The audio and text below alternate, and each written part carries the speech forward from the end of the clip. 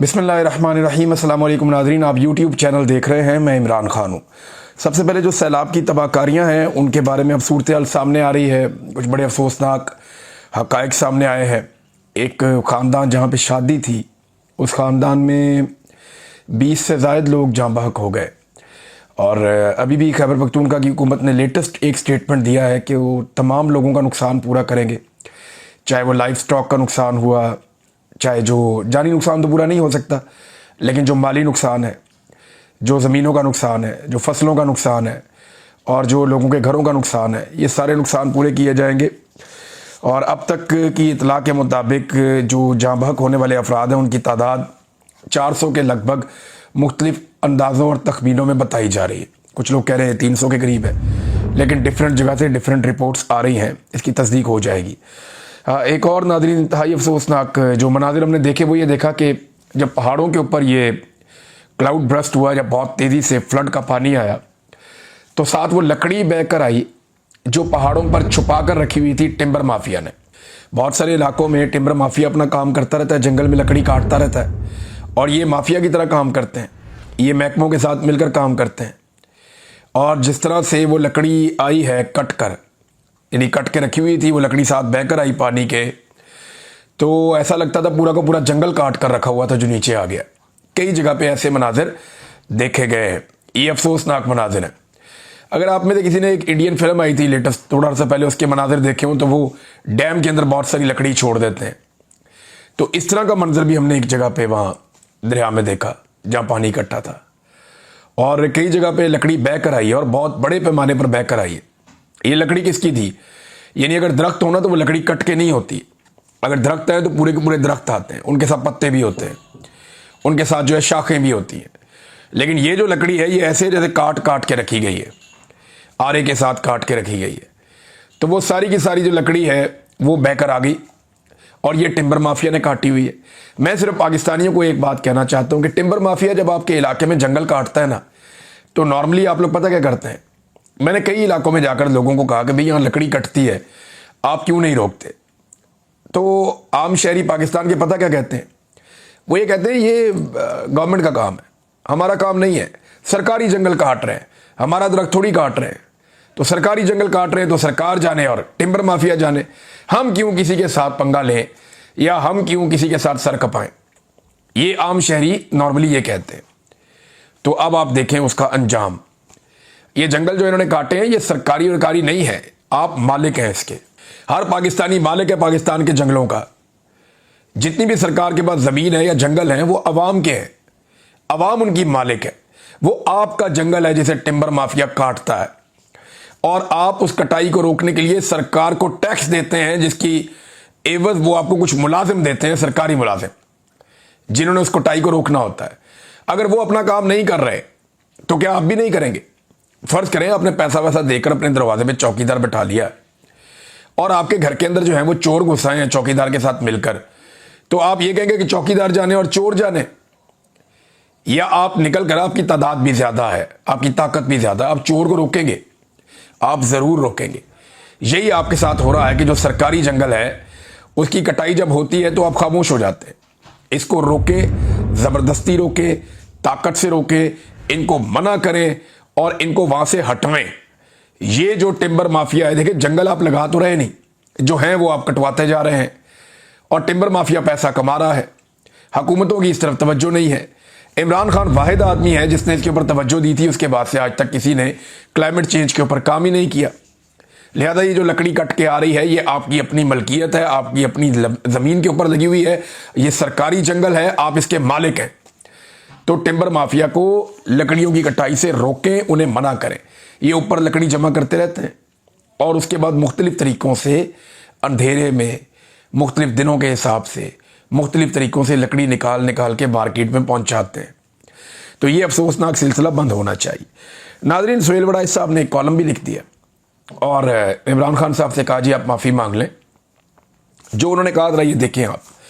यानी मुझे हैरत होती है कि ये जर्नलिस्ट हैं, ये कैसी बातें कर रहे हैं। यानी इमरान खान को कह रहे हैं कि आप माफ़ी मांगें और आपको माफ़ी मांगनी चाहिए, उनको ये मशवरे भी दे रहे हैं कि कौम जो है ना वो एक और जुल्फ़िकार अली भुट्टो की मुतहम्मिल नहीं हो सकती। सुहेल वड़ैच कहते हैं कि कैदी जी, जान है तो जहान है। पाकिस्तान भुट्टो जैसा सानिया दोबारा नहीं देखना चाहता। अब ये एक धमकी है जो आसिम मुनीर से मुलाकात के बाद सुहेल वड़ैच के जरिए से लगाई गई है। इससे पहले भी कुछ टाउट्स इस्तेमाल किए जाते रहे मिलिट्री एस्टेब्लिशमेंट की जानिब से, जो धमकियां लगाने का काम करते थे। अब उन्होंने एक बेहतर टाउट हायर किया है जिसके जरिए वो धमकी लगवा रहे हैं। इमरान खान खुद कह चुके हैं और बार बार कह चुके हैं वो जेल में मरने को तरजीह देंगे किसी भी डील पर। मैं आसिम मुनीर के सामने नहीं झुकूंगा, मैं इस शख्स के सामने सर नहीं झुकाऊंगा, ये इमरान खान साहब बार बार कह चुके हैं।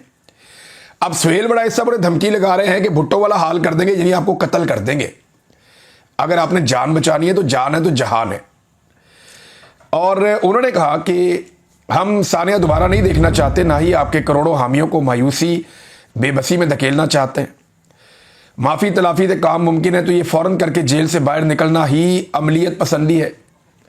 डियर कैदी जी, आप बार बार कहा करते थे यू टर्न अच्छे होते हैं, एक यू टर्न मुल्की इस्तेहकाम के लिए भी ले लें, अगले इलेक्शन तक चुप का रोज़ा रख लें। देखिए, इमरान खान ने यू टर्न लिया IMF के पास जाने के मामले में, एक दो और मामलात में भी लिए, लेकिन वो जो यू टर्न इमरान खान साहब ने लिए वो उन्होंने कौम के लिए लिए थे उस वक्त और अपने मौक़िफ़ से पीछे हटे थे। लेकिन इमरान खान एक बात और भी कहता था जो सुहेल वड़ैच साहब भूल गए। इमरान खान ने कहा था कि मैं अपने मकसद तक पहुंचने के लिए यू टर्न ले सकता हूं, लेकिन अपने मकसद पर यू टर्न नहीं ले सकता। अब इमरान खान ये कहते हैं कि पाकिस्तान की एस्टेब्लिशमेंट से जो हकीकी आज़ादी है वो पाकिस्तानी कौम को दिलवानी है, ये उनका मकसद है। इस तक पहुंचने के लिए तो वो यू टर्न ले सकते हैं, लेकिन इस मकसद से क्या वो यू टर्न ले सकते हैं? होगा क्या अगर इमरान खान साहब माफ़ी मांग लेते हैं? देखें, ये नवाज शरीफ की ख्वाहिश है। नवाज शरीफ को इस बात का पता है, उसकी बेटी को भी पता है कि अब वो इमरान खान जितने मकबूल कभी नहीं हो सकते, ना कभी माजी में रहे, ना आइंदा कभी हो सकते हैं। तो उन्हें एक बात का आइडिया है कि हम तो वहां नहीं पहुंच सकते, उसको नीचे खींचो। इमरान खान से कोई ना कोई माफ़ी मुफी मंगवाओ, कोई एक आधा कागज़ का टुकड़ा हमारे पास हो, इसको लेकर हम दुनिया को बताएं जनाब हम भी वैसे ही इतने बुरे हैं और इमरान खान भी वैसे ही है। अगर हम बुज़दिल हैं तो इमरान खान भी दिलेर नहीं है। अब ये वो सारी कहानियां आवाम को सुनाने के लिए, अपने आप को रेलिवेंट बनाने के लिए इमरान खान को नीचे खींचना चाहते हैं। खुद तो ऊपर नहीं जा सकते, लेकिन उन्होंने हल ये निकाला कि इमरान खान को नीचे ले आए। अगर इमरान खान ने माफ़ी मांग ली तो ये सच्चे दिल से माफ़ी क्या होती है, यानी इसका पैमाना क्या है?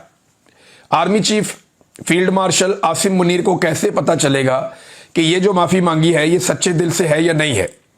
उसका क्राइटेरिया क्या होगा? क्या बावजूद होकर कोई ख़ास तरीक़ाकार करके, कोई सच्चे दिल से खुशू खुजू के साथ, वो कैसे पता चलेगा कि ये जो माफ़ी मांगी गई है ये सच्चे दिल से माफ़ी मांगी गई है या झूठे दिल से माफ़ी मांगी गई है? एक तो ये मुझे बहुत अजीब लगता है जो ये बात की जाती है। दूसरा, अगर इमरान खान साहब इस मामले में एस्टेब्लिशमेंट से हार जाते हैं, फ़र्ज़ करें, तो क्या होगा? होगा ये कि अगले कुछ अरसे तक के लिए, या हो सकता है एक लंबे अरसे तक के लिए, अवाम के अंदर से ये ख्वाहिश या उम्मीद दम तोड़ जाए कि जनाब एस्टेब्लिशमेंट को शिकस्त दी जा सकती है, या एस्टेब्लिशमेंट से जान छुड़ाई जा सकती है, या एस्टेब्लिशमेंट के जुल्म से बचा जा सकता है। हो सकता है लोगों में ये उम्मीद दम तोड़ जाए और इस वक्त एस्टेब्लिशमेंट को यही चाहिए कि पाकिस्तान की आवाम ये सोचना भी बंद कर दे कि किसी दिन वो पाकिस्तान की एस्टेब्लिशमेंट को अपने ताबे कर लेंगे। अब इसमें सुहेल वड़ैच साहब ने जो कॉलम लिखा वो तो आपके सामने, मैंने आपको बता दिया कि वो मशवरे दे रहे हैं, साथ धमकियां भी पहुंचा रहे हैं।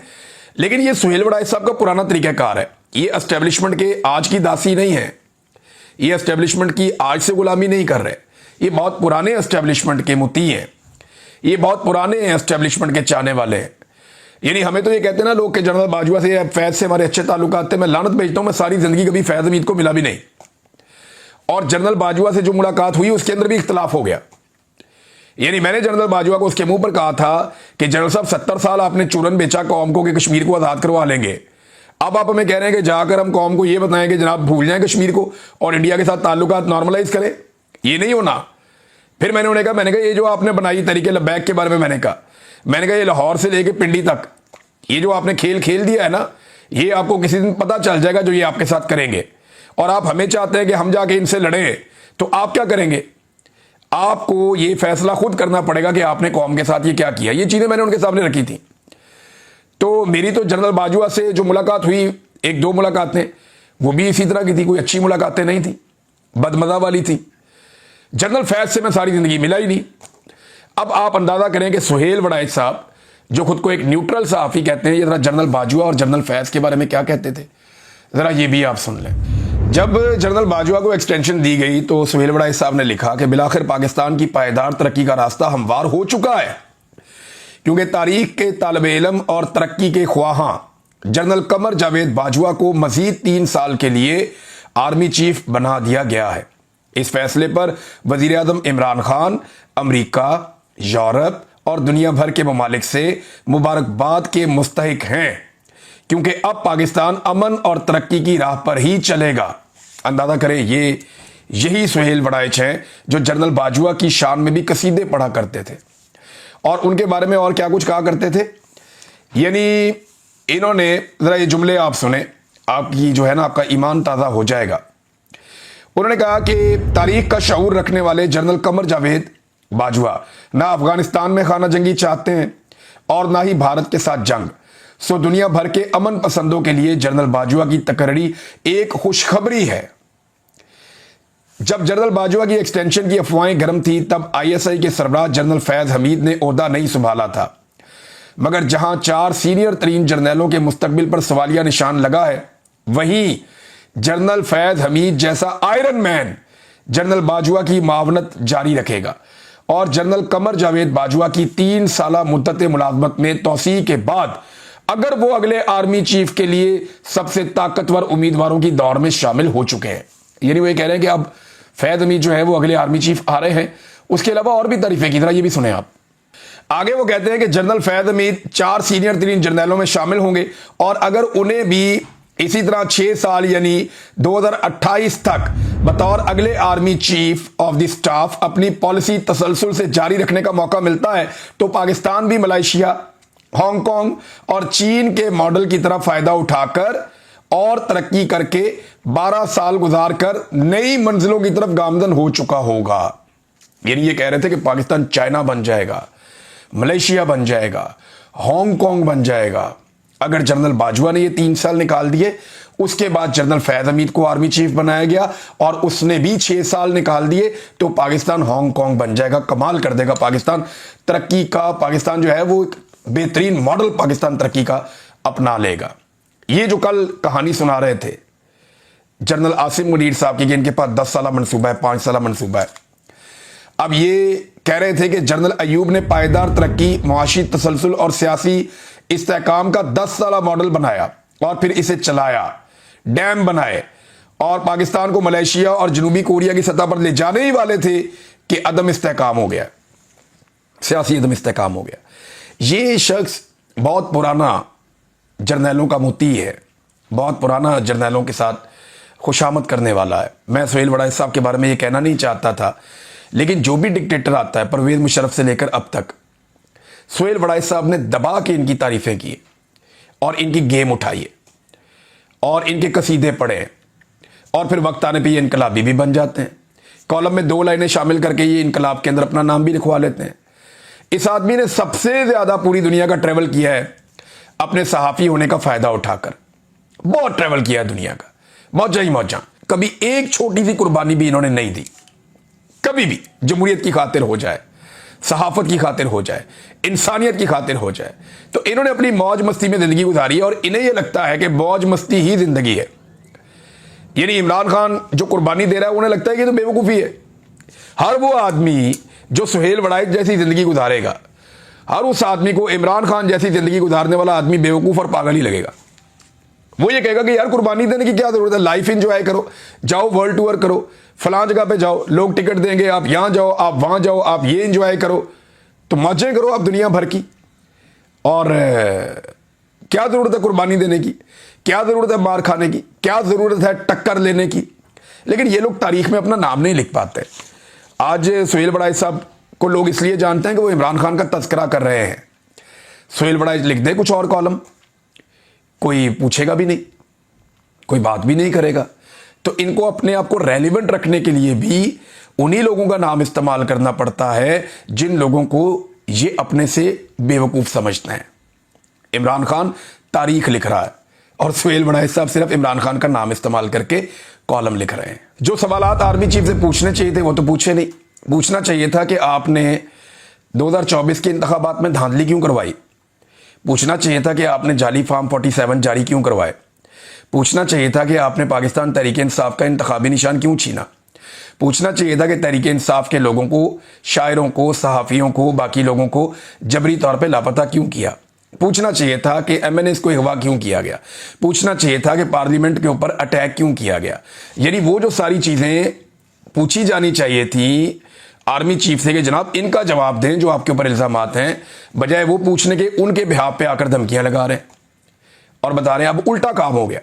हुआ ये है कि सुहेल बड़ाई से जो कॉलम लिखवाया गया उसने इमरान खान साहब को एक क्लीन चिट दी है।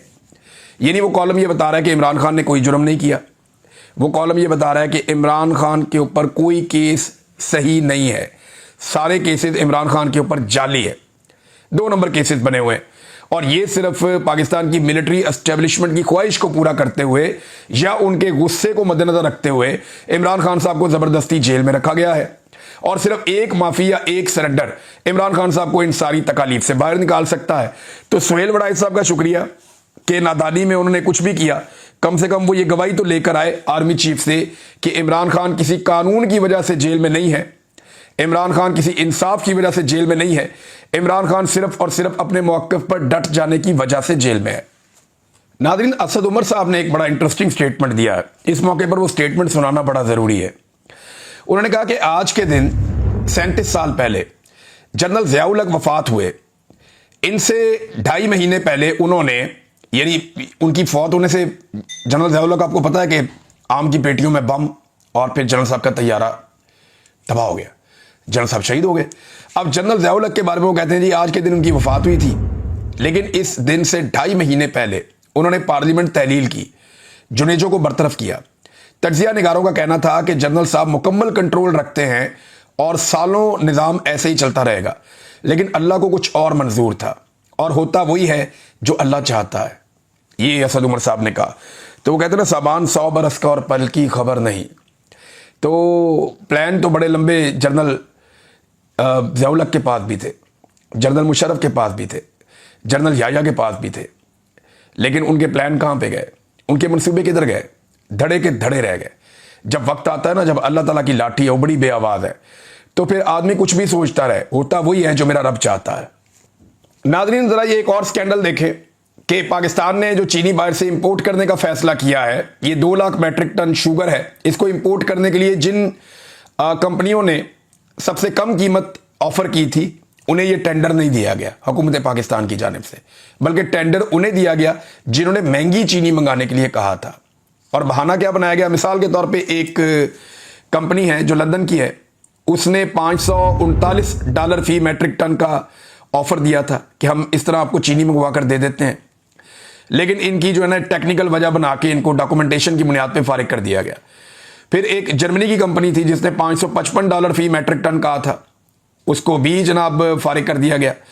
और फिर जो बिड मंजूर की गई, उन कंपनियों को यह ठेका दिया गया जिन्होंने $580.75 फी मैट्रिक टन और दूसरी ने $586 फी मैट्रिक टन के हिसाब से, यानी एक स्विस कंपनी है और एक दुबई की कंपनी है, इनको ठेका दे दिया गया। यानी जो पाकिस्तान को सस्ती चीनी मंगा कर दे रहा है उसको ठेका नहीं दिया जा रहा, उसको रद्द किया जा रहा है, और जो पाकिस्तान को महंगी चीनी मंगा कर दे रहा है उसको ठेका दिया जा रहा है, उसको रद्द नहीं किया जा रहा। हर चीज में ये कौम को चूना लगाते हैं, हर चीज में ये कौम को बेवकूफ बनाते हैं, हर चीज में ये कौम को लूटते हैं, कौम का खून निचोड़ते हैं, और यहां पे भी वो यही कर रहे हैं। तो इससे होगा क्या? चीनी मजीद महंगी होगी और आप बैठकर तमाशा देखेंगे। नाज़रीन, जाते जाते एक खबर मैं आपको बताता हूं, बल्कि 2 खबरें हैं।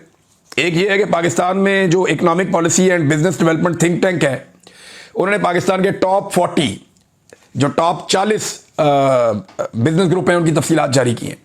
उनमें पाकिस्तान को नंबर 1 बिजनेस ग्रुप है, सिर्फ मैं आपको उतना बताना चाहूंगा, वो है फौजी फाउंडेशन।